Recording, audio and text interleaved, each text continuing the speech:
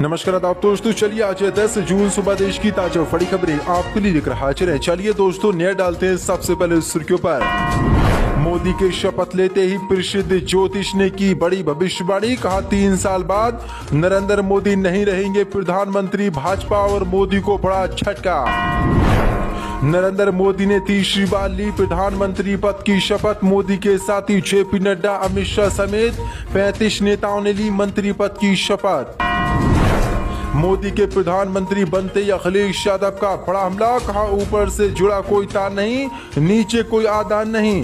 अधर में लटकी हुई है मोदी सरकार, किसी समय भी गिर सकती है। नीट परीक्षा विवाद के बीच राहुल गांधी का मोदी सरकार पर बड़ा हमला। राहुल गांधी ने छात्राओं से कहा, संसद में मैं आपकी आवाज बनूंगा।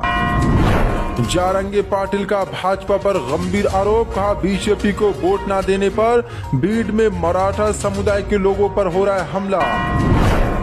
हरियाणा के निर्दलीय विधायक ने किया बड़ा ऐलान, कहा मंत्री पद का ऑफर देने पर भी बीजेपी को नहीं दूंगा समर्थन। मोदी को झटका। इजराइल ने फिर गाजा में की बमबारी, हवाई हमले में 210 फिलिस्तीनी मुसलमान शहीद, सैकड़ों फिलिस्तीनी मुसलमान हुए घायल। मोदी के प्रधानमंत्री बनते ही हिंदू राष्ट्र को लेकर शंकराचार्य नित्यानंद का बड़ा बयान, कहा हिंदुओं को इकट्ठा कर भारत को हिंदू राष्ट्र बनाना असंभव, अब कभी नहीं बनेगा भारत हिंदू राष्ट्र। गोबर भक्तों को बड़ा झटका। तो दोस्तों सभी खबरों को एक एक क्रम आपको विस्तार से बताने वाले। दोस्तों अगर आप भी मानते हैं कि बहुत जल्द मोदी सरकार गिर सकती है और इंडिया गठबंधन अपनी सरकार बना सकता है, तो वीडियो को दिल से लाइक करें और अपनी राय कमेंट बॉक्स में जरूर दें। इसी के साथ पहली बड़ी खबर कल के शाम में नरेंद्र मोदी ने तीसरी बार ली प्रधानमंत्री पद की शपथ। दरअसल आपको बता दें, नरेंद्र मोदी ने तीसरी बार लगातार देश के प्रधानमंत्री पद की शपथ ली है। इसके साथ ही मोदी ने भारत के पहले प्रधानमंत्री पंडित जवाहरलाल नेहरू के रिकॉर्ड की बराबरी कर ली है। आपको बता दें, राष्ट्रपति द्रौपदी मुर्मू ने नरेंद्र मोदी को तीसरी बार प्रधानमंत्री पद और गोपनीयता की शपथ दिलाई। मोदी के शपथ ग्रहण समारोह के बाद मोदी के कैबिनेट मंत्रियों ने शपथ ली, जिसमें राजनाथ सिंह को भी कैबिनेट मंत्री बनाया गया। इसके साथ ही Amit Shah, Nitin Gadkari, JP Nadda, Shivraj Singh Chauhan, Nirmala Sitharaman, S Jaishankar, Manohar Lal Khattar, JDS के एच डी कुमारस्वामी, पीयूष गोयल, धर्मेंद्र प्रधान, हम पार्टी के जीतनराम मांझी, जेडीयू के राजीव रंजन और ललन सिंह, वहीं सर्बानंद सोनोवाल, वीरेंद्र कुमार, वहीं टीडीपी के राम मोहन नायडू, प्रहलाद जोशी, जुएल ओबरॉय, वहीं गिरिराज सिंह चौहान, अश्विनी वैष्णव, ज्योतिरादित्य सिंधिया, भूपेंद्र यादव, गजेंद्र सिंह शेखावत, अन्नपूर्णा देवी, वहीं किरण रिजिजू, हरदीप सिंह पुरी, मनसुख मांडविया, जी किशन रेड्डी, चिराग पासवान, सीआर पाटिल, वहीं राव इंद्रजीत, डॉक्टर जितेंद्र सिंह ने राज्य मंत्री पद की शपथ ली।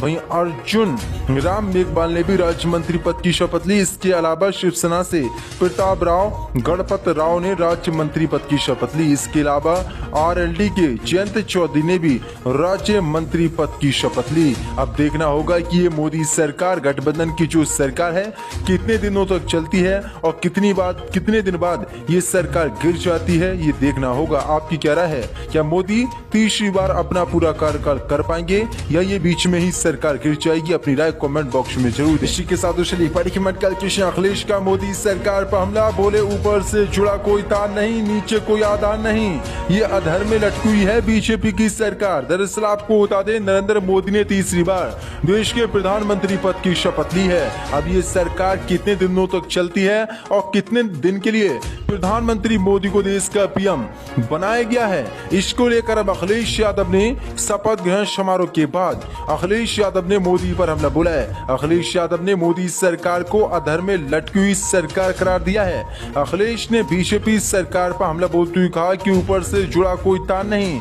नीचे कोई आधार नहीं, अधर में जो है लटकी वो तो कोई सरकार नहीं। अखिलेश यादव ने कहा कि बीजेपी की जो सरकार है वो धराधर में लटकी हुई है और ये किसी समय भी गिर सकती है। दोस्तों बड़ी अपडेट है, मोदी के शपथ ग्रहण समारोह के तुरंत बाद अखिलेश ने ये बड़ा हमला बोला। इसी के साथ कृष्ण मोदी के शपथ लेते ही प्रसिद्ध ज्योतिष ने की भविष्यवाणी, कहा 3 साल बाद नरेंद्र मोदी नहीं रहेंगे पीएम, मोदी को झटका। दरअसल आपको बता दें, नरेंद्र मोदी ने तीसरी बार लगातार देश के प्रधानमंत्री पद की शपथ ली है, लेकिन अब की बार बीजेपी को लोकसभा चुनावों में बहुमत नहीं मिला और वो दूसरों के सहारे अब की बार सरकार बनाई है। इसी कड़ी में सभी के दिल में एक ही सवाल है कि इस बार नरेंद्र मोदी की सरकार का कार्यकाल कैसा रहेगा और क्या वो इस बार भी अपना कार्यकाल पूरा करवाएंगे। इसको लेकर प्रसिद्ध ज्योतिष डॉक्टर शिल्पी धर ने एक भविष्यवाणी की है, जिसके बाद मोदी और अमित शाह की नींद उड़ गई है। मौजूदा पीएम नरेंद्र मोदी को लेकर उन्होंने भविष्यवाणी करते हुए कहा कि अभी 3 साल तक नरेंद्र मोदी प्रधानमंत्री रहेंगे। अभी उनकी कुंडली में 3 साल और राजयोग है, ऐसे में वो अभी 3 साल प्रधानमंत्री रह सकते हैं। 3 साल के बाद उन्हें अपने पद को छोड़ना पड़ेगा। उन्होंने कहा कि ऐसा नहीं है कि बीजेपी की सरकार गिर जाएगी, लेकिन नरेंद्र मोदी को अपना पद छोड़ना पड़ेगा।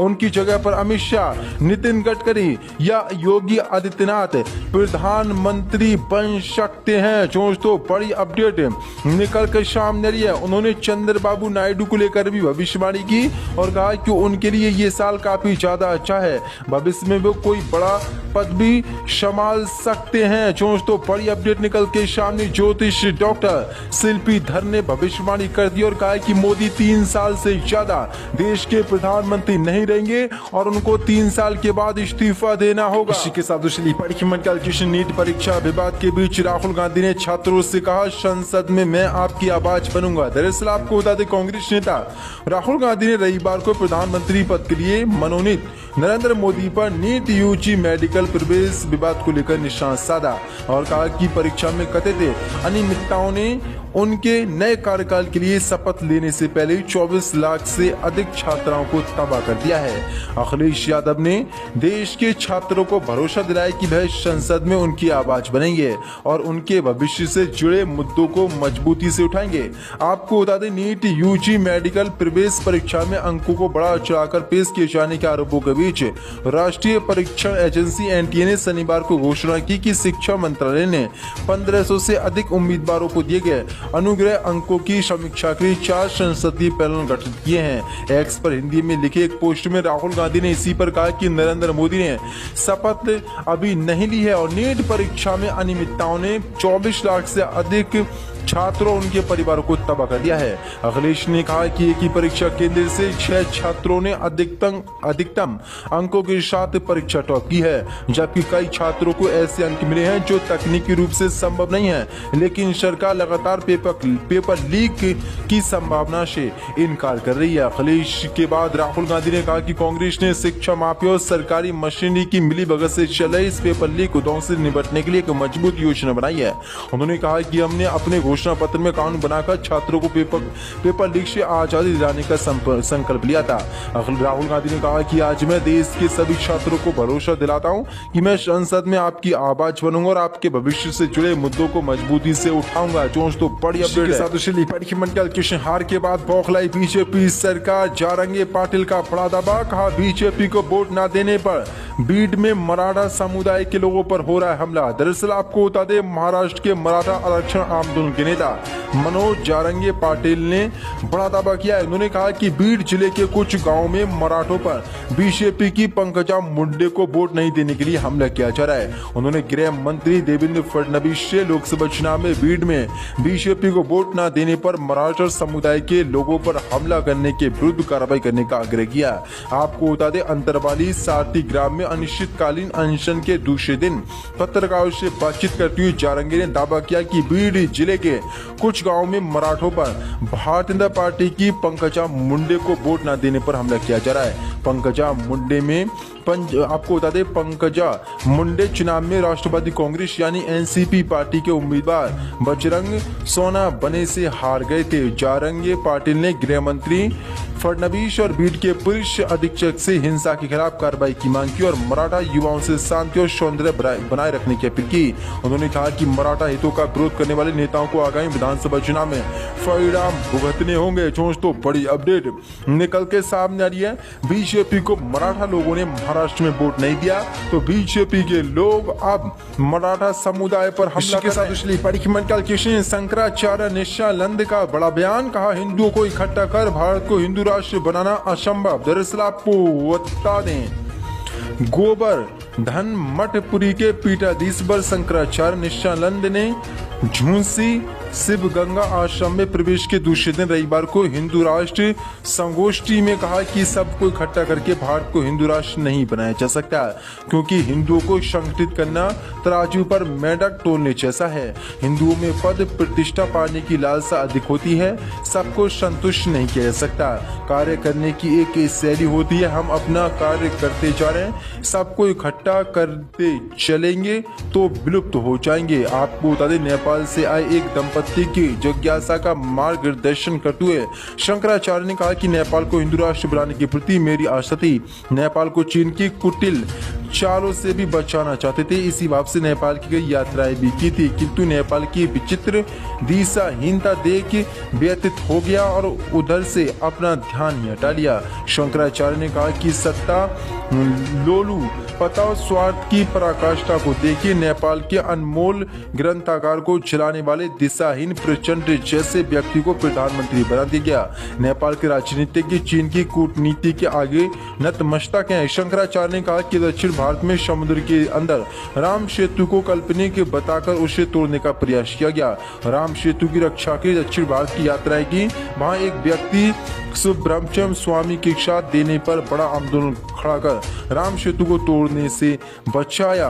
लेकिन हिंदू कभी भी इकट्ठा नहीं हो सकते और भारत हिंदू राष्ट्र नहीं बन सकता, और ये पूरी तरीके से अब असंभव है। यानी कि गोबर भक्तों को बहुत